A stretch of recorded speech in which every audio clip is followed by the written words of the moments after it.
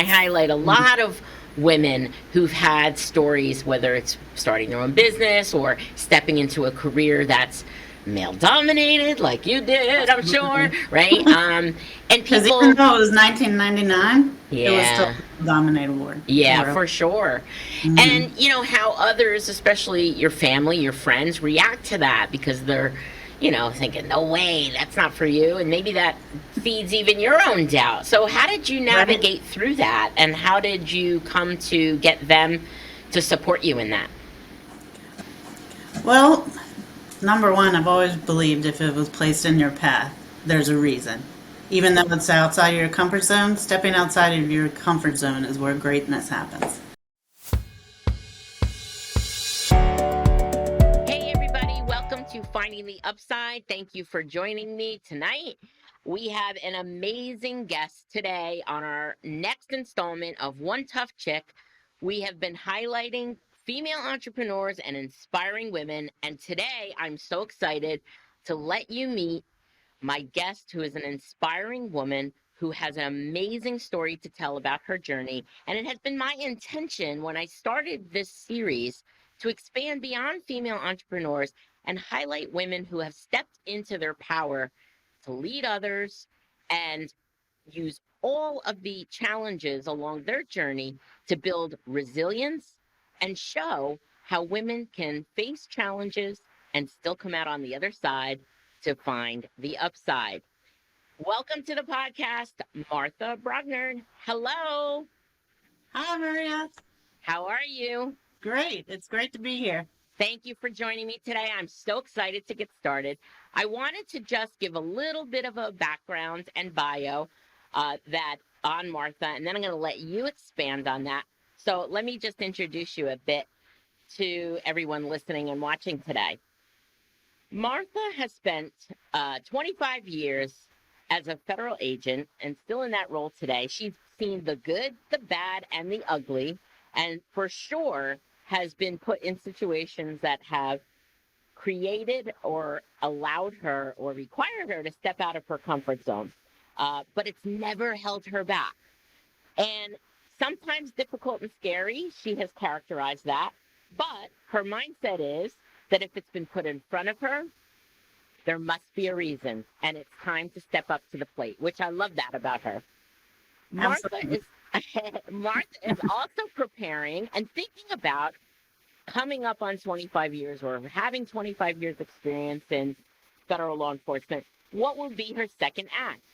And she has created a vision for that in coaching and helping other women positively shift their mindset and break through barriers to shine their true, authentic self into the world in your second act, which I think is so great to model and lead by example for other women. So, Absolutely. Martha, can you share a little bit more detail about your background and where you've been and just characterize how this journey, what your thoughts are on how this journey has shaped who you are today? Well, it's interesting, Maria, because I didn't start out as a federal agent. I started out as a program analyst in West Virginia, Martinsburg, West Virginia. And from there, I had a great start there. For 6 years, I traveled across the country for this place that I worked.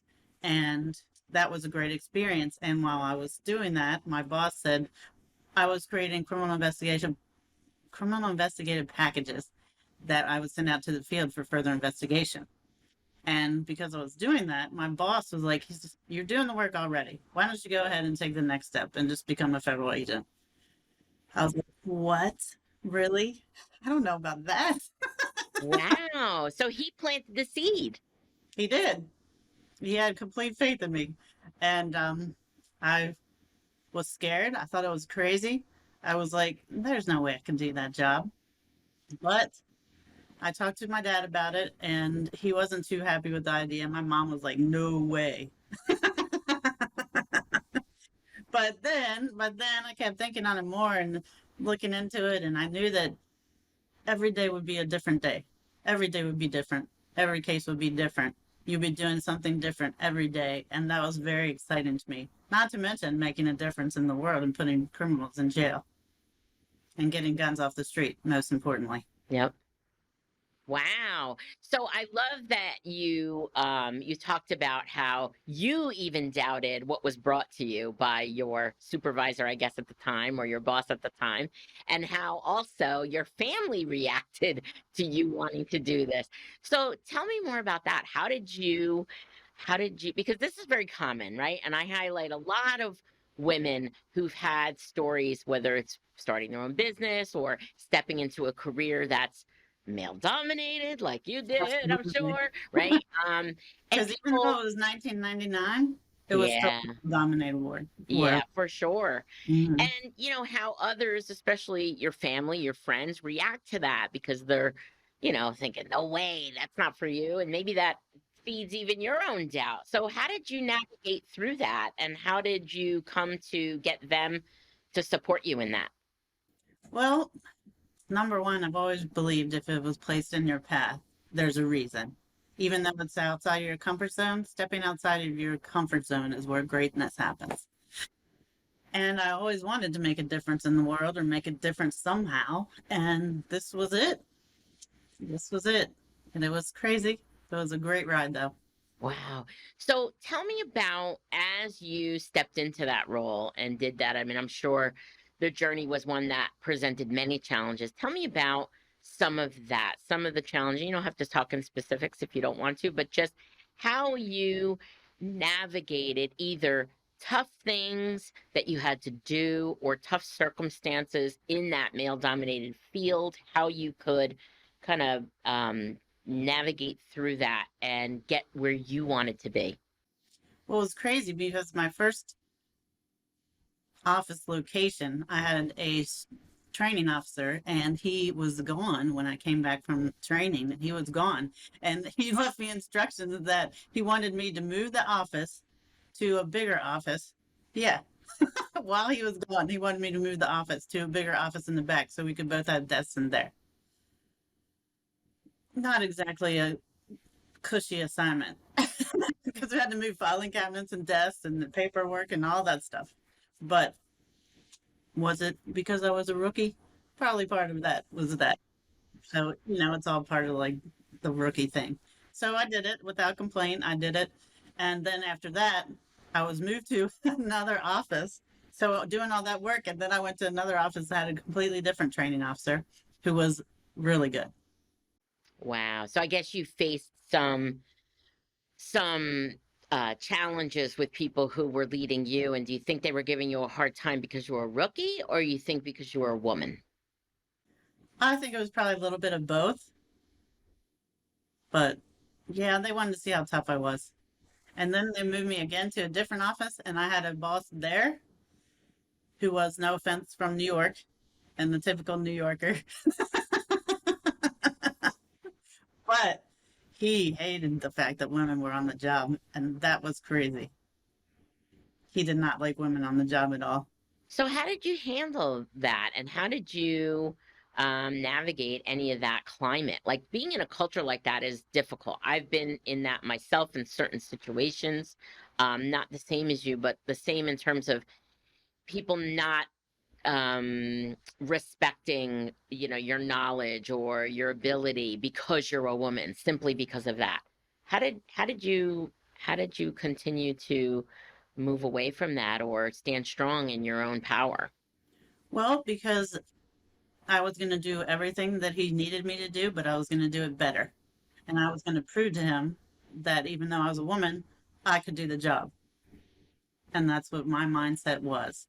I love that. And that obviously served you. It did. It did. Because then when I got transferred from there, he said, I hate to admit this, but you're one of the best agents in the job. You better come back. I love it. That was going to be my next question. Did you ever prove any one of those doubting uh supervisors, male supervisors, did you prove them wrong? I did. I've grown up with a very strong work ethic from my parents, instilled by my parents. So I'm always the hardest worker. I always give my best shot. And that's when people, if they, it became sometimes that some people would be like, give it to Martha. She'll take care of it. If they didn't want to do the job, give it to Martha. She'll do it. And I always did. So you were known for that. And I'm glad you brought that up because that's one of the things that I wanted to ask you some questions about because I know in our own discussions and learning more about your role, you've said that many times, although you're not in a supervisory role, you are looked at and as a leader. And that's common that a lot of people who are not in a traditional leadership role stand up as leaders. And I think you just said it's because of your hard work, your work ethic, your ability to get things done. Talk to me about that. How do others respond to you? Do you find people um, kind of trying to emulate you or wanting to ask for your advice of how you've done it or follow in your path? At times, like I said, they always give the projects to me. Ask Martha, she knows, but that's because I have a lot of experience. But they also know my background is being a hard worker, and I have years of outstanding evaluations to prove that. So they know that. So I had an opportunity to mentor a young woman who was an intern at our headquarters in DC, and she was a lot of fun, and she loved my stories and the experiences I've been through. And to this day, I believe that she's still on the path to be a federal agent. That's awesome. Hmm. Wow. And talk about having an impact, right? Right? Well, I think that's great, and I love to hear stories of that because I think that young women coming into those same paths and maybe questioning, can I do this? This is something that I don't know. Like, is there obviously things have changed, I guess, in the last 25 years, but I still think we face as women some instances where we're gonna come up against that bias of. Mm, this woman maybe not as equal to the man in terms of, your effort. So I think it's great that young women can see that and see that path and you can share your stories to inspire them and show that. And that's obviously one of the things that I love about this series is highlighting women like yourselves who've done that. Um, do you look for opportunities to mentor others? Yes, I do. If I get the chance, the opportunity, if I get the opportunity, I'll always be willing to do that. And I would imagine, and I don't want to characterize this for you, but moving into what you're planning for your second act to coach women, that's where that spirit kind of comes from. Right. Because it's funny, I was always like, I've been working for 30 years. Do I really want to have another job? Hmm. But but I could live for 20 to 30 more years. So what am I going to do? I have to do something to keep the brain fresh. So, you know, helping women, other women design their second act, that sounds like an awesome role to play. I think that's so exciting, and I also think that it's so needed in so many scenarios. So obviously, anybody who's worked in any kind of uh, role that has a 25-year out kind of situation, whether that's law enforcement or government work or any kind of thing like that, that has that ability. I think having a second act and kind of planning for that is one of the best things that you can do, and that all women should have that. And I also think that it's some women could characterize it as their second act is maybe they worked for a number of years, came out of the workforce because they raised the family and now want to go back into it. What do? Right. I had a guest on last week, I think, that talked about her challenge of getting back into the workforce and how she navigated that. And I think that that can be really inspiring that there's to have people understand and have women understand that there's multiple ways to have a second act and that it can look could look different in so many different areas. Well, because Maria, I find that a lot of women have done what they're supposed to do. You know, they go to college, they get married, they have get a job, they have children, and then they're empty nest. So now in your empty nest life, it's time to do what you've always wanted to do. What's the desire that's been placed on your heart? What did you wish you would have done instead of the job that you took because you needed money? I think so many people that could resonate with so many people. Um, but let me ask you this. If you wouldn't mind sharing, how did you come up with this vision for your second act to be a coach for women and to help them kind of step into their true, authentic selves? it was just placed in my lap. It was placed in my lap. And I knew this is what I was meant to do. So as you were going through the coach certification, that's when you were like, "Oh yeah, this is definitely what I want to do," or did you know that? But did you step into the certification class because you thought this is something I want to do? Yes, I stepped into it because I thought this would be a great thing to do. Help women empower themselves and design a second act that can be better than their first. That's beautiful. That's beautiful. So let me ask you this, because this is also something that I think is um, great for women who are wanting to do something like this, or any kind of pursuit to achieve the vision that they have. How are you doing that now while you're still working? Well, I'm actually just doing things on the side, making sure I get a website set up on the weekends and things like that, making sure I have all the connections that I need to do that, and looking for different ways to get clients. Yeah, that's great. So getting it up and running now, doing it in your free time so that as when you choose to leave your first act, that second act is already established. Exactly. Yeah, that's not very different from the way that I built my business. You know, I had decided to leave corporate America and was building a business and then lost my job.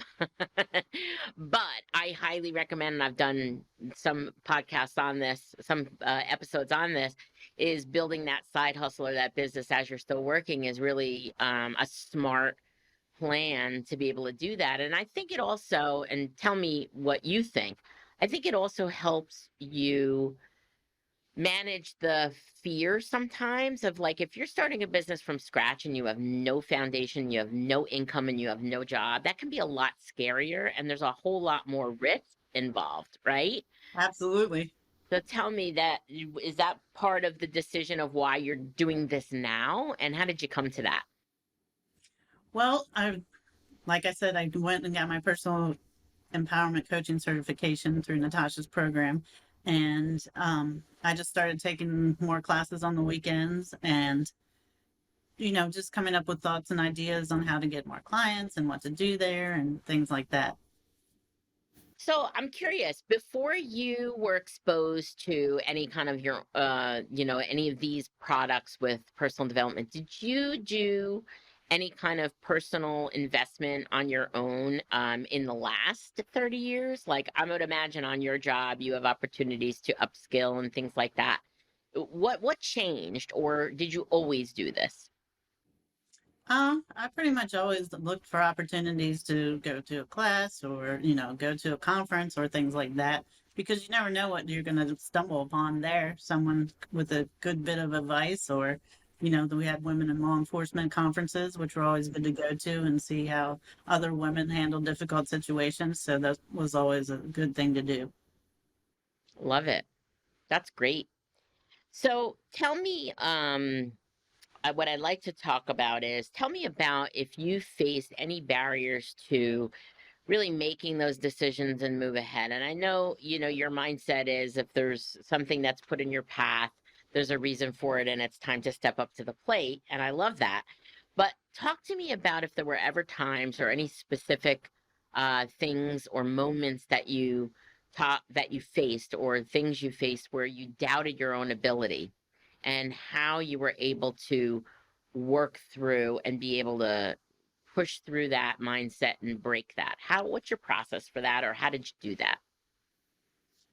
Well, like I said, if it's put on my plate, I know it's put there for a reason, but you do fight fear, you know, and you fear if you're stepping outside of your comfort zone, there's going to be fear standing there, standing in your way. You just got to, give it a swift kick and go on. And so that's great. Like, give it a swift kick. Is that something that you have to kind of repeat as a mantra? Is there things that you do every day, like to stay in that zone? What are some of your best, you know, practices that you do to stay there and be able to do that? Well, I think breath work is important and meditation. If you have an opportunity to explore meditation, I think that's how a good way to get your mindset positively uplifted. Love that. Have you always done that through your whole career, or did you discover No, that in more recent years? in more recent years. Oh, so I'm curious because I like to bring this out. A lot of people think that's so woo and are like, well, meditation. Did you have that? Did you have that reaction at first, or At first, I did. you did? I did. I was like, I don't have time for that. I know it's like, does this really Once you can go? find like a good path, once you can find like a good path, it's good for your brain. So did you just have to try it, or did you like tell me about that? Yeah, you just have to give it a shot, find the right one. There's so many out there. You just have to find the one that fits you. Yeah, I remember myself, many years ago, um, taking yoga, and that's how I discovered meditation. And the teacher that I had, I mean, she was a great mentor, personal mentor of mine. But she exposed me to all kinds of things. I was like, okay, this is a little out there. That was my reaction, Right. and she was really into, she would go to the ashram for the guru that she took yoga from and that we followed the practice. And I thought, all right, well, I'm just gonna go with this and try it. And then I think, in keeping with your comments about stepping out of your comfort zone, I think it's the same thing, right? It's like the unknown things that we don't know about or understand. It's like being open to it and trying it. And then you're like, okay, maybe what I thought wasn't correct. Yeah, exactly. Always try, Maria. That's what I always say. Always give it a shot.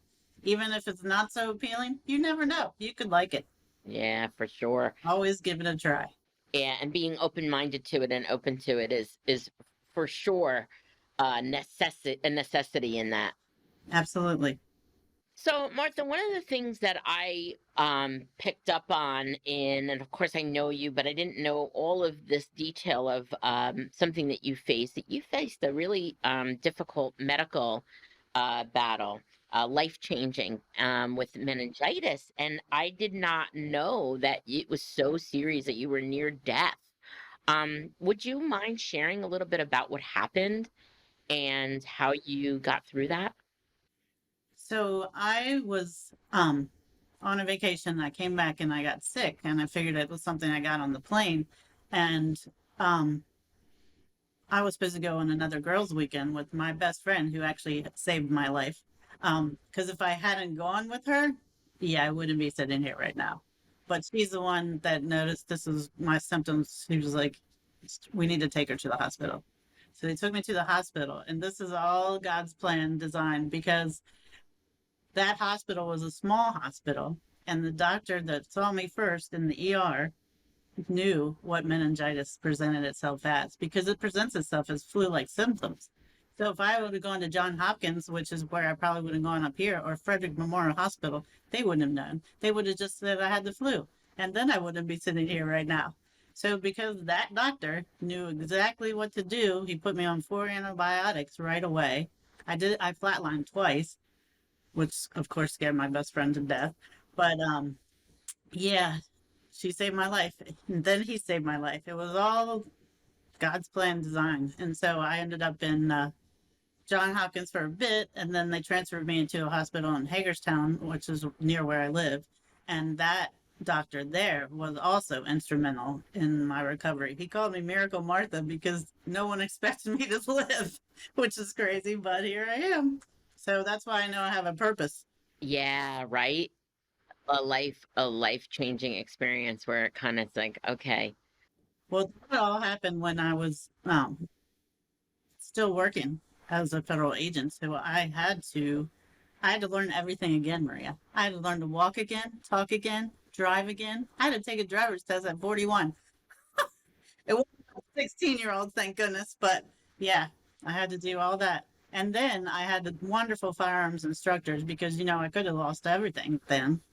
But they worked with me and got me through it all. And I got to keep my special agent status. So wow. So I just wanted to follow up on something you said. You said you went to a small hospital and that was actually a good thing? it was because the doctor there came from a big hospital and he knew what meningitis presented itself as. Oh, well, you would think it's interesting because you would think that like John Hopkins is one of the best medical centers in the country, that going there that you would have had that those doctors that had that expertise. And I guess you're saying not so much. Well, you know, ER on a weekend in the ER, they'll just push you aside with flu symptoms because it's packed. Okay, I see. So being small, you're able to get that attention. And just again, as you said, God's plan, because just so happened that that doctor was there working at that small hospital. Wow, Martha, I did not realize. Here's a question. How long did it take for you to go through all that rehabilitation and learn everything? I mean, I wasn't even considering that. I do know how serious meningitis is, and I also do know how it presents, because they sadly someone that I worked with, it presented as a cold, and she just thought it was a cold or flu, and she didn't go, and by the time she went, it was too late, and sadly she's not with us anymore. So truly, your friend saved your life by getting you the medical attention. But how long did it take for all of that rehabilitation? That, well, I was out for almost a year. Luckily, we have a user donation program, a leave donation program with the agency that I work with.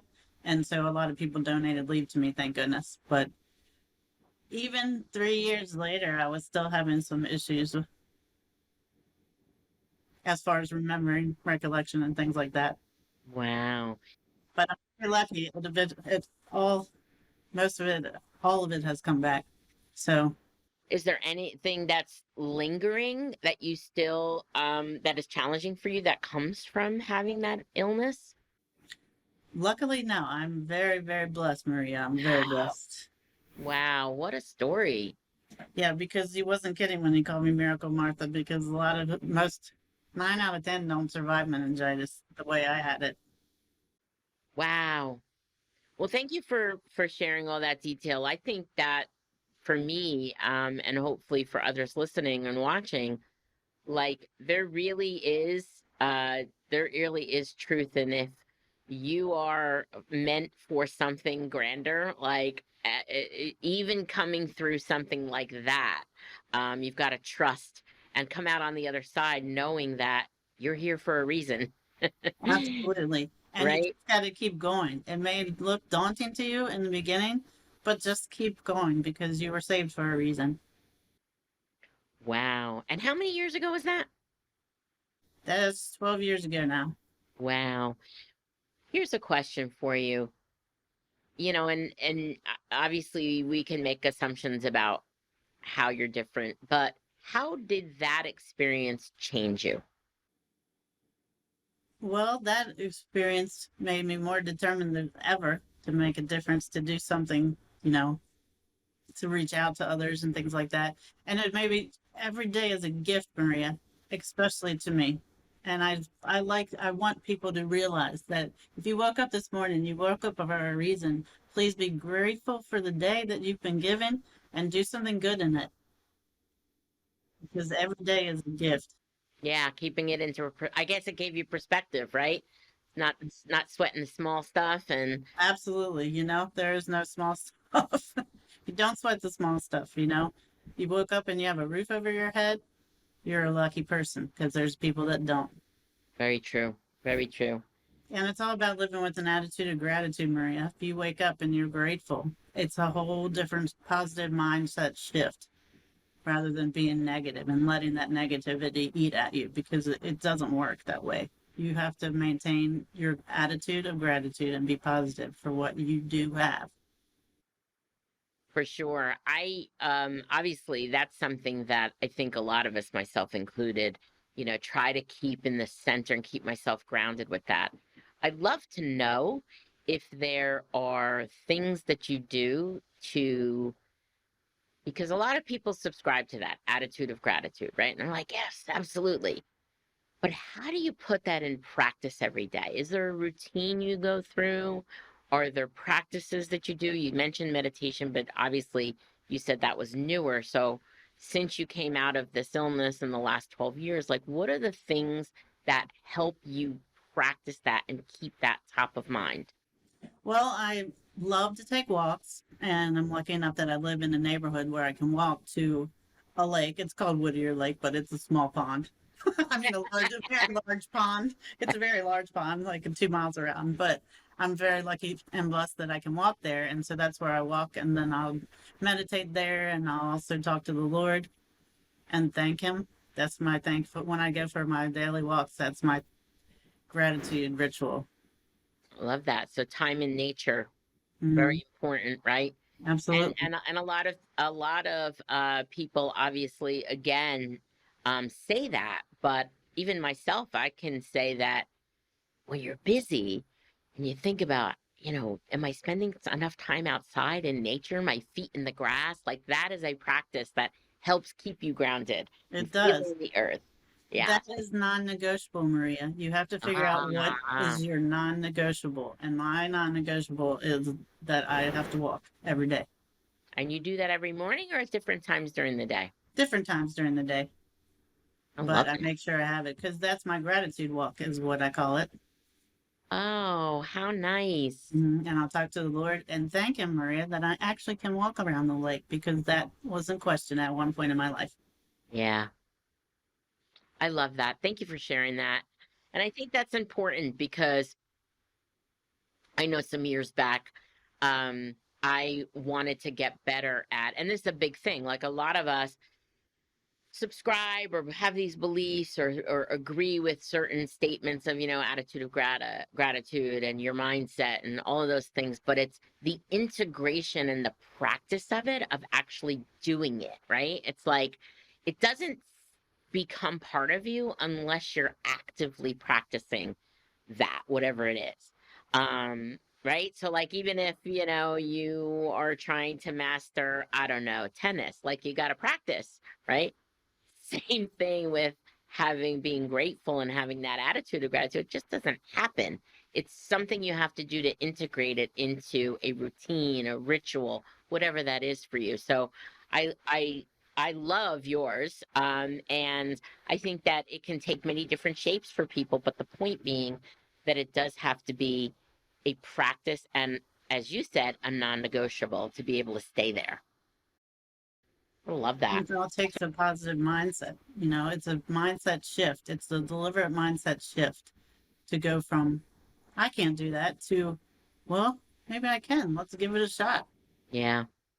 And it's interesting that you've combined it with a walk, which I love because there is a lot of science that talks about changing your physical state. It helps to allow a mindset shift. So, like that combination of physical activity and brain activity is a real connection that is really powerful. That can be really powerful. And you can flip the switch on any thought that you have. I agree. If you're thinking negative thoughts, don't beat yourself up. Don't beat yourself up. You're not here to be beat up. Everything is figure outable, as Marie Folio says. Forleo says. Leo. Filled my bookcase with positive books. You Got This by Will Matthews. So good. Natasha's book, Unstoppable Influence, Marie Forleo. Everything is figure outable. I love that word. And I actually told my ex's daughter, I'm still friends with her. She's a wonderful young woman. And I told her that, and she got this huge smile on her face. I was like, "You like that, don't you?" She's like, "Everything is figure outable." I do like that. It's great. So It's yeah, a great line. It's a great book title. It's a great mantra. absolutely. So that's great and so incredible that you're doing that for yourself. And I think that's also something that we have to be more deliberate and intentional about, right? Because there's so much negativity in the world and there's so much negative content that we could be exposed to that you really have to make that choice and draw that boundary around you to surround yourself and immerse yourself in things that help you have that mindset and have that evolution of thought and shifting your mindset. And you've got to do that. So, reading books, watching positive videos, personal development programs, anything that presents that thought those thought leaders that are really helping to expose yourself to all of that is important. And then, and as we've said, doing that work to integrate that into your daily life, your routine, um, because taking action, right, is part of it, is doing the work is part of it. And I think that that's an important thing to own, because many people want it and then they read the books and then nothing happens. It's funny because I shared with my brother at one point about positive mindset and positive thinking, and kind of uh, getting rid of that negative thought, right? And helping to manifest what you want. And he's like, I tried that positive thinking thing because I said that I was going to win the lottery and I Oh, didn't. So it geez. didn't work. It does have to be attainable. Yeah. It doesn't have to be Well, obtainable.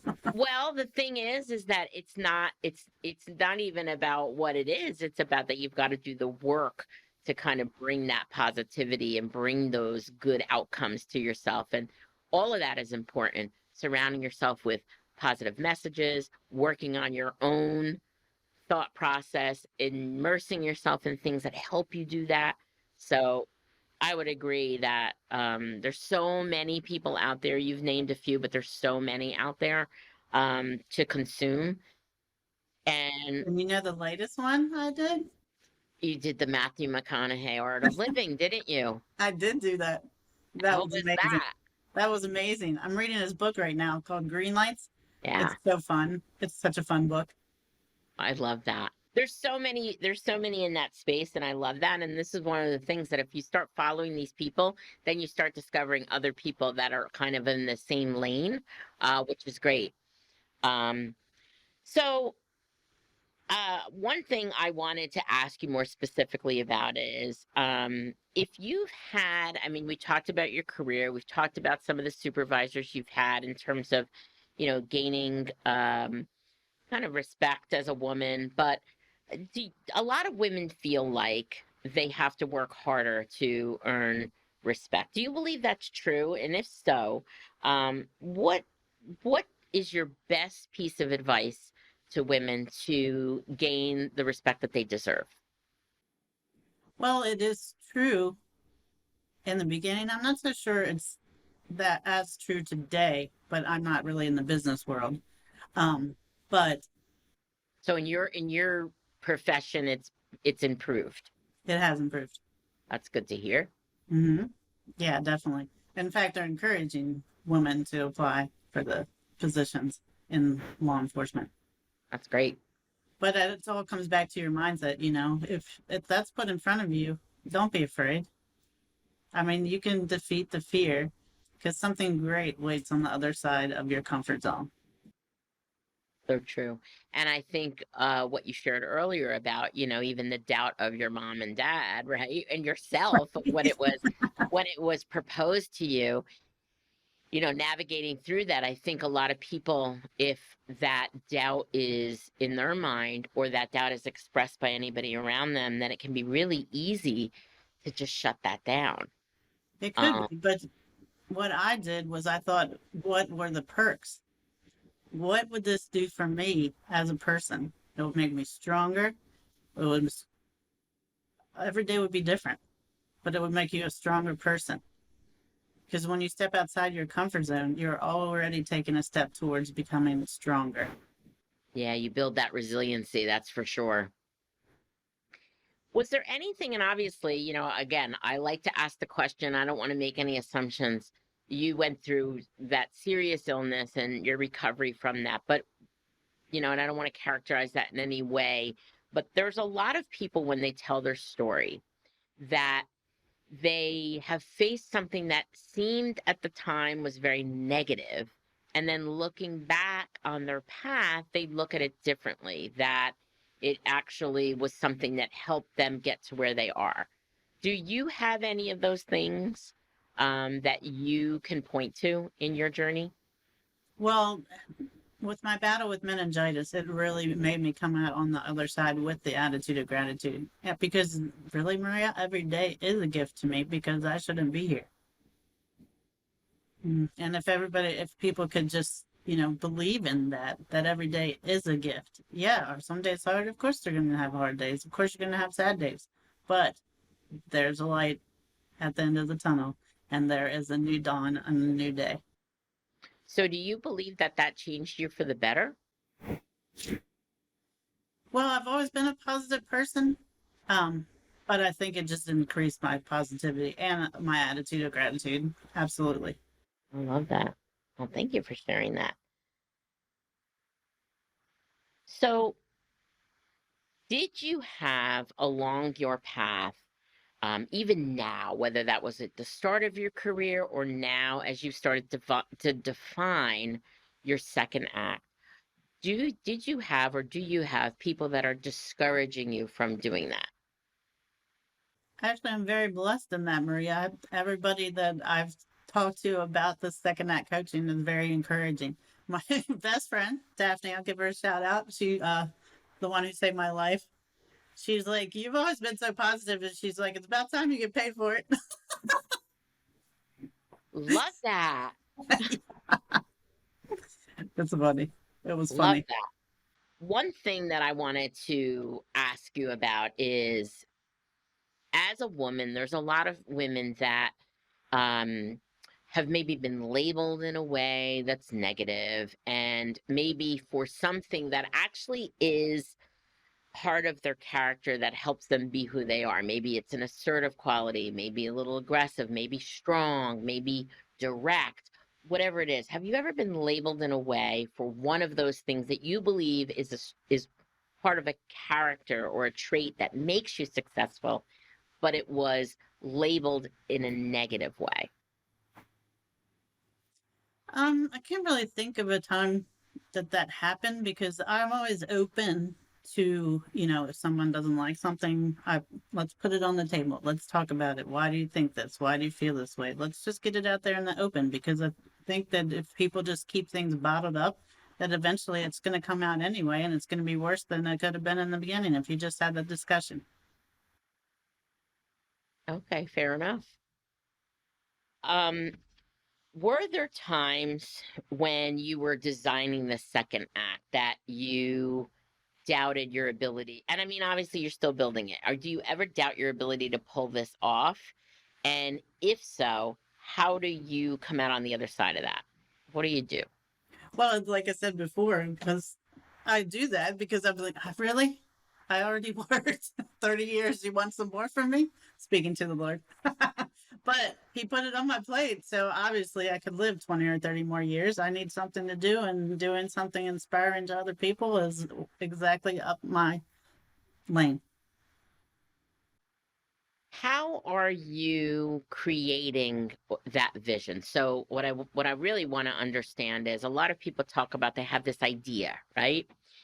And you mentioned some of the things that you're doing now to kind of build the foundation, like the website and find ways to find clients. And obviously, you've gone through the certification and whatnot. But whatever it is, whatever kind of vision you're creating, do you have specific things that you want to do, or like this plan, this whole plan? Or is it just you see it out there, you know where you're headed, and you're just letting it evolve? How would you characterize that?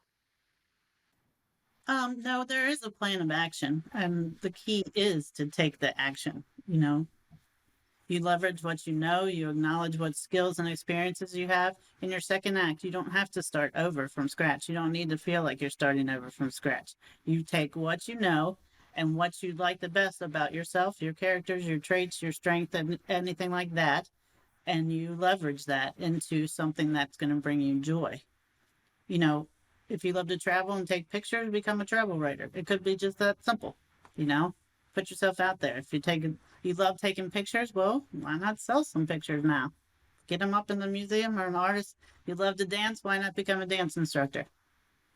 Things like that. It's limitless. The ideas are unlimited. I meant to say the ideas are unlimited. Whatever you want to do, leverage what you know, use what you have, and do what brings you joy, because in your second act, this is the time for you to be you and to do what brings you joy and leave a difference. Maybe you want to leave a legacy of positiveness in the world. Let's do it. It's time to do it. Love that. So, one thing that I love to do and that I always end the interview with is a series of questions that I call lessons learned. And I'd love to ask you these questions. I'd love to ask you these questions. If I might know. So if you could share,